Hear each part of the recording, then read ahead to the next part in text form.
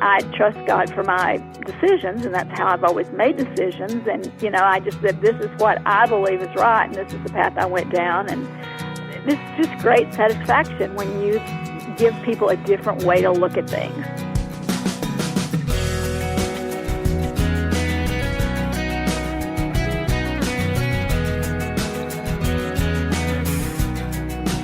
Welcome to this week's edition of First Person with today's guest, speaker and author Dianna Booher.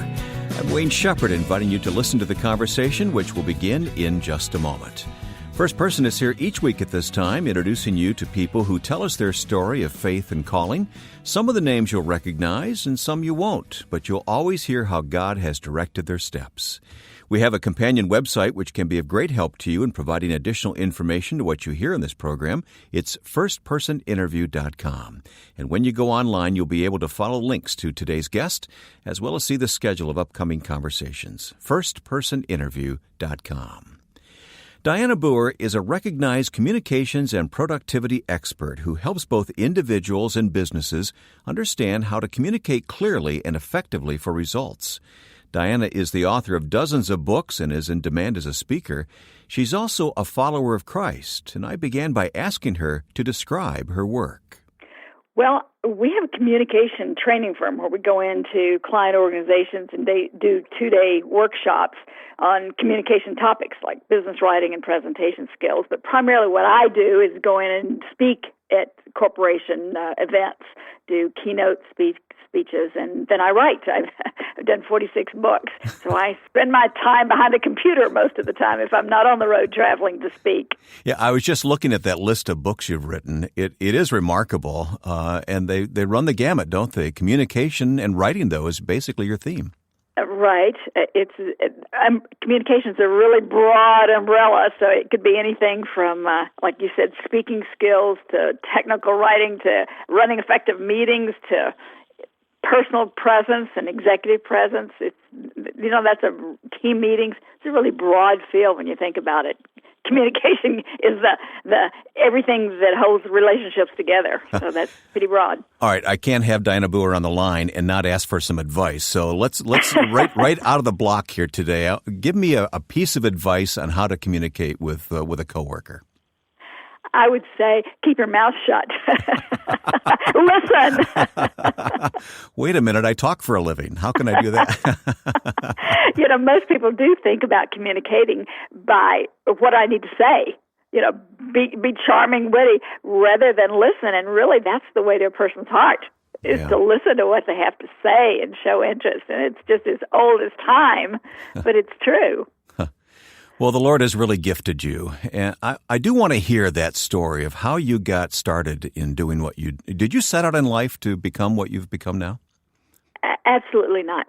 I did not do that. I taught school 1 year, but I did not find out what the Lord had in store for me until I was 27. And I became a believer when I was 9 years old because I grew up in a Christian home and I came to faith. It was very easy because my parents modeled what it meant to be a believer, and I realized that I couldn't get to heaven on my parents' faith, and I realized that it was a personal relationship back then. But I felt God calling me for something special when I was 16, but I didn't know what it was. I went down in front of my church and made it public that I felt like God was calling me for something special at 16. And everybody said, "Oh, you're going to marry a preacher." And that's not the kind of thing you announce on a first date. Hey, I'm going to marry a preacher, a missionary. Yeah, that tends to run them off, doesn't it? It does. But my husband, I discovered immediately when we got married, he was struggling with mental illness, a severe depression, and he did not work very, very long. And I had 2 small children. He was in and out of psychiatric ward hospitals, and I knew that I was going to be supporting our kids. And I went to the education director at our church, and I said, I am going to be making us a living, and I can't do it on a teacher's salary.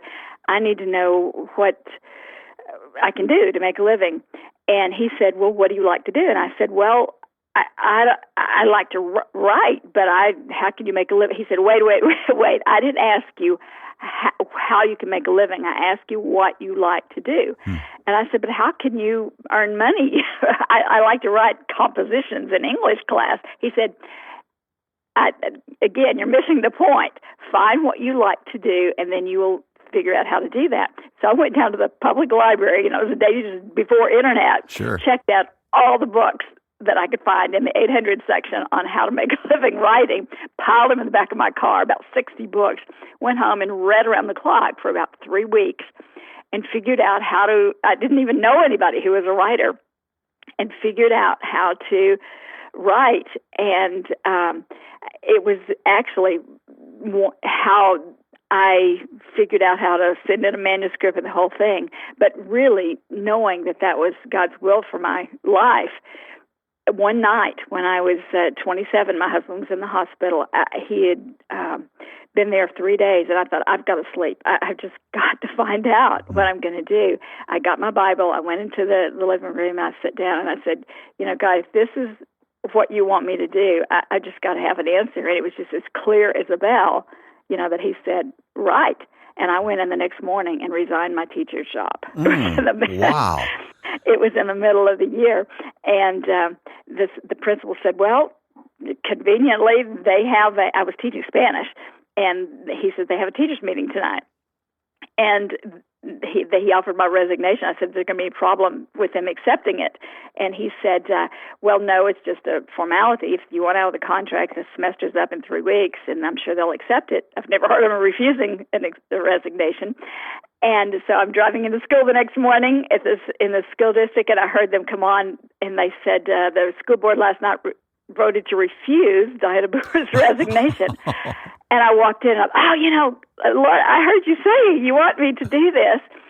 And I was just totally confused. Totally confused. 4 days later, in my conference period, principal sends a note in, says, come to see me on your conference period.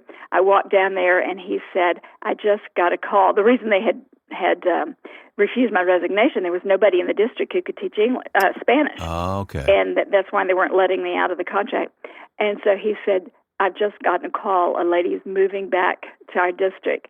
Her mom is sick, and she wants to move back here. She teaches Spanish. They're letting you out of your contract. So it was a brief test, wasn't it? It was, and it was that confirmation that the Lord was saying, this is what I want you to do. So they let me out of the contract, and I've been writing books ever since. Yeah, but you do so in a way that helps business and people in business and ministry in such a specific way. How did you focus in on that? Well, a friend said, we sure could use help out at Shell Oil. He was an executive at Shell Oil. He made an appointment with the HR person, and I went out and I said, hey, I've put together a book on business writing, and I'd like to talk to you about it. Do your engineers need help? And she said, they sure do. And I got that first class. They rated it. It happened to be Shell Oil. And they rated it one of their highest classes that ever had. And once you get in with one company, they passed my name to then Enron, and Enron handed it to Exxon. And I started in the oil and gas industry. And the book was published. It came out, and my publisher sent me on an author tour. They saw me on TV, and IBM called me, and IBM handed my name off, and away I was going. Sounds like a pretty humble beginning. Did it take a long time to get established? Actually, it didn't. That's a skill that a lot of people don't have. They have trouble with business and technical writing, and so once I did that, then they said, well, the skills in organizing your writing well are the same skills you need when you present. Can you come up and talk to us about presenting orally? And I started there at IBM, and so IBM again served as a great reference, and the oil companies, Exxon Mobil, you can't get much bigger than that, and they served as a great reference. And once it's word of mouth, those communities are large companies, they're small, a knit group of the key decision makers, and once you get those executives to say, we saw a great before and after, and they handed my name off, and I've just been working, and I have other trainers that go out now. work word of mouth. And well, I want to talk more about that in a few minutes because your life offers great lessons in entrepreneurship and taking the initiative. But I want to take you back for just a moment to you said you were 16 when you felt the Lord wanted you to do something special, and then later you felt the Lord really specifically called you out of teaching. And I think it might be helpful for you to draw those lessons out a little bit for people who are listening, who are kind of scratching their head about what God wants them to do right now. Okay, all right. I think that I actually wrote a couple of books on that because I think so many people ask me about that after I do a keynote speech, and they come up and say, well, how do you know? I think God's calling me to do this. And I put together what I call the 6 Ps for knowing and being sure that God's calling you. One, I think, is power tools and provisions. I think He equips you with the skill to do something. He gives you natural talents. Your personality traits head you in that direction, and the spiritual gifts. All of those are what I consider your power tools to do what He asks you to do. And then I think He gives you the passion to do it. In other words, the want to. He doesn't give you the gifting to sing, for example, but then you don't like to sing. He doesn't give you the gift to be creative in some way, for art or to do cabinetry or whatever, and then you think, gee, I don't like to do it. Most of us do things that we like to do, even in our spare time. So if you think about, what would I do if they didn't even pay me to do it? And many of us do that as a hobby or whatever. If you think about those really fun times where you just lose sense of time, and you think, I was looking at my clock and it was 6 o'clock at night, and all of a sudden I looked up and it was 10 o'clock and time to go to bed, and you just enjoy it so much. That's a good inclination that God may be leading you in that direction. More of today's conversation with Dianna Booher coming up on this edition of First Person. Stay tuned. Next week, we'll talk with Greg Yoder of Mission Network News about ministry in Russia. Much of the hope that kids have had, especially older children, because very few older children are adopted in Russia, they've lost hope. You can see it in their eyes. When I was just there this last summer, they know they don't have any hope, and it's very sad. Greg and his adopted Russian daughter join us to talk about Project Hope next time on First Person.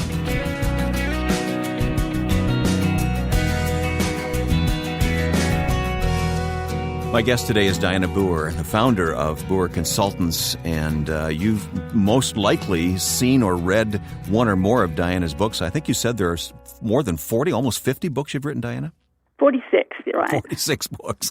That's unbelievable for someone who didn't start out with that passion in life. You mentioned passion as the 2nd P a few moments ago. Can we pick up that list of how you know God is leading you to something?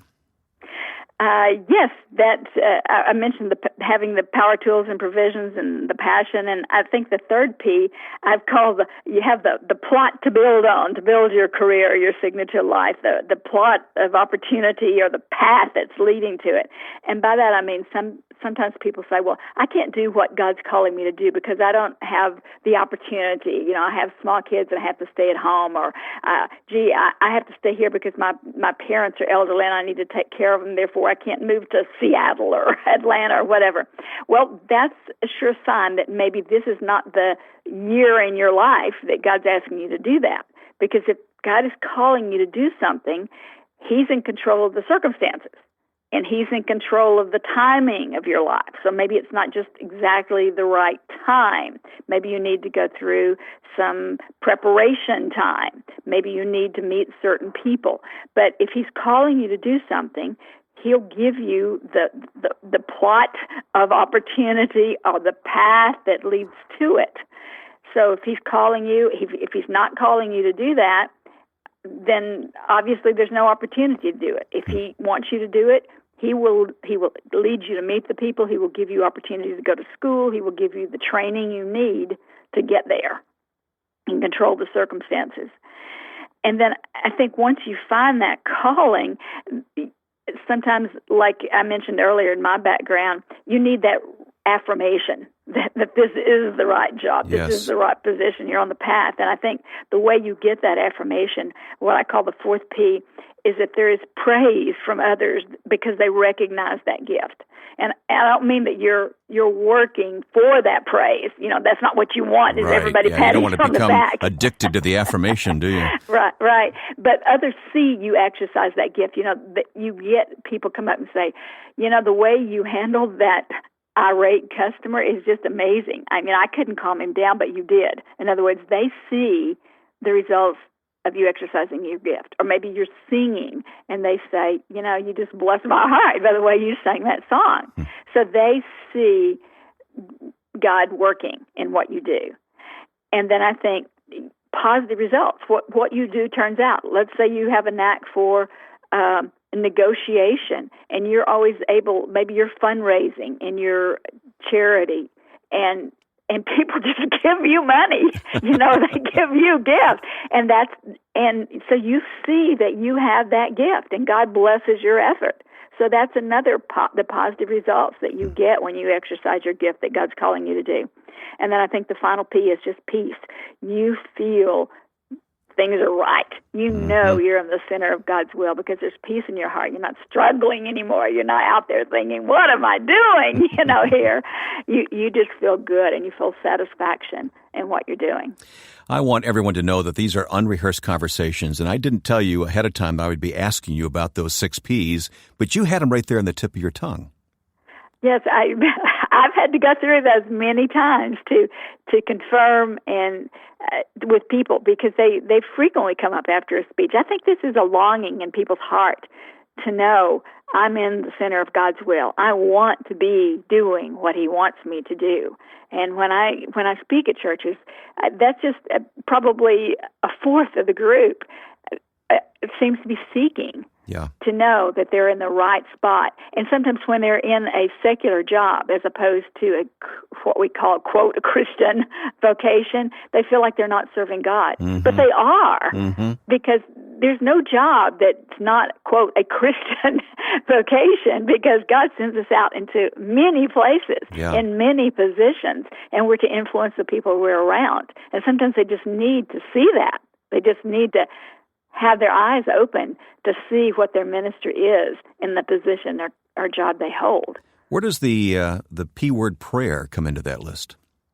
I think that prayer is part of our awareness, getting closer in touch with God so we hear Him when He says, this is the path I'm leading you to. This is your plot of opportunity. Or prayer helps us see that this is the positive results we're having. Sometimes we're having positive results, but we don't see it. And so when we pray, God reveals to us, hey, here's the positive results over here you're not even aware of. Or when we pray, then we get that peace that sometimes we're creating the stress in our own life because we're not in prayer or in touch. So I think prayer encompasses all of those other steps, all the other P's that I talked about, not being aware, even, the first P that I mentioned, the power tools and provisions. Sometimes we're not even aware of our spiritual gifts. I run into people who don't know their spiritual gift. And I think prayer is part of determining what your spiritual gift is and becoming aware of personality traits that we have that we're not fully using and developing, or skills that we have but we don't sharpen. We don't get the training. We don't read the books we need to read. We don't listen to the recordings that we need to listen to that would build our skills. So prayer encompasses all of it. Good point. Dianna, you don't have to cite chapter and verse, but you take these principles and you take them into the marketplace of the world. And you find that they really resonate with people, don't you? I do. Even in my secular books, I've written of those 46 books, I think 12 or 15, I haven't counted lately, are specifically Christian books published by Christian publishers. The rest are just secular books. But even in the secular books, I have people frequently who will email me or just come up in a speech and say, are you a believer? And I'll say, yes. Why are you asking? And they'll say, well, I just thought that came through.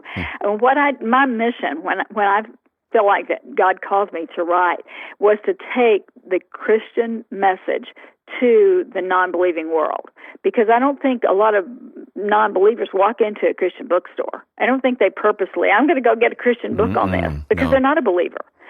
And so I think to take the Christian worldview and values and just sneak them in, so to speak, through practical self-help books and business books, so that people just subtly start looking at the world and through other issues through that biblical worldview, I think is my mission. Well, it's a great strategy because all wisdom is God's wisdom to begin with. Right.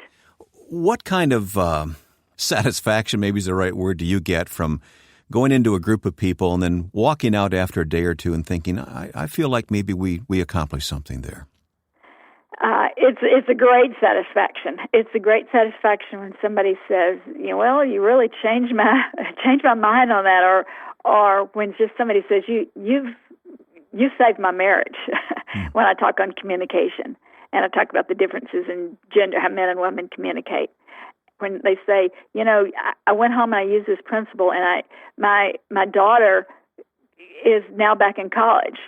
I couldn't get her to stay in school, and I used this principle, and now she changed her mind. I mean, I had that one of my employees whose daughter was working in a strip club, and she said, I just want to bring her up here and let her talk to you and see what you did, and I just want to spend a couple hours. Could she just sit around and talk to you, and how you decided that you were going to go to school and what your life has been like?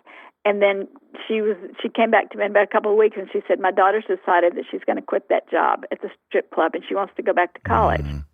And, I didn't say anything particularly about, you need to stop this, and you need to get in, this is a terrible job for you, and why aren't you a believer? And, I just told her that I trust God for my decisions, and that's how I've always made decisions. And, I just said, this is what I believe is right, and this is what this is the path I went down. And this is just great satisfaction when you give people a different way to look at things. Mm-hmm. You've got a lot ahead of you, but looking back, any regrets or second thoughts about what you chose, what you felt the Lord was asking you to do? Not about the career. I just wish there were more hours in the day. I want to get back to novel writing. I think you can move a lot of people through a story, maybe even more so than nonfiction, and that's my direction now. I have one more book under contract now, another business book, and then I'm going to go back to some novel writing in the Christian arena. So maybe I will. That would be a regret that I would stick with more Christian books. What a helpful conversation today with Dianna Booher as we learn to follow God's gifting and leading in our lives. If you'd like to go back over the things that Dianna listed today, this program will be available for online listening at firstpersoninterview.com. Just click the listen button to replay today's interview. Again, firstpersoninterview.com. And on our Facebook page, we'll provide even more information about one of Dianna's books, which I had the privilege of narrating as an audiobook. It's titled Your Signature Work, Creating Excellence and Influencing Others at Work. For more, go to facebook.com/firstpersoninterview. And coming up in the weeks ahead, we have some interesting guests scheduled whom I think you'll enjoy. Check out the schedule online at firstpersoninterview.com. Next week, a dad and his daughter join us to tell their story of adoption.